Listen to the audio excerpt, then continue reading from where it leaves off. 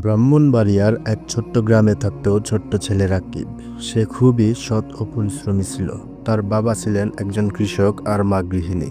তাদের পরিবারের অবস্থা খুব ভালো ছিল না, কিন্তু তারা সুখে শান্তিতেই জীবনযাপন করত। একদিন রাকিব স্কুল থেকে ফেরার পথে একটি মানিব্যাগ কুড়িয়ে পেল।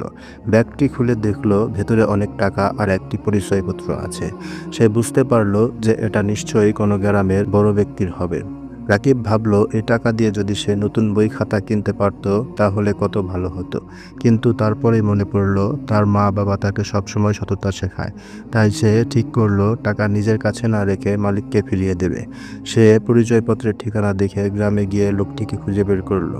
লোকটি ছিলেন গ্রামের একজন শিক্ষক, নাম হাসান স্যার। তিনি ব্যাগ ফিরে পেয়ে অত্যন্ত খুশি হলেন এবং রাকিবের সততায় মুগ্ধ হলেন। তিনি বললেন, তুমি অনেক বড় মনের ছেলে। সততা একজন মানুষের সবচেয়ে বড় গুণ।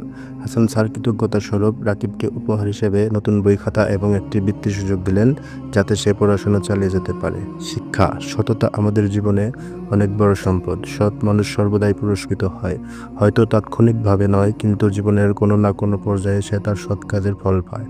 কেমন লাগলো গল্পটা? ভালো লাগলে অবশ্যই সাবস্ক্রাইব করে যাবে।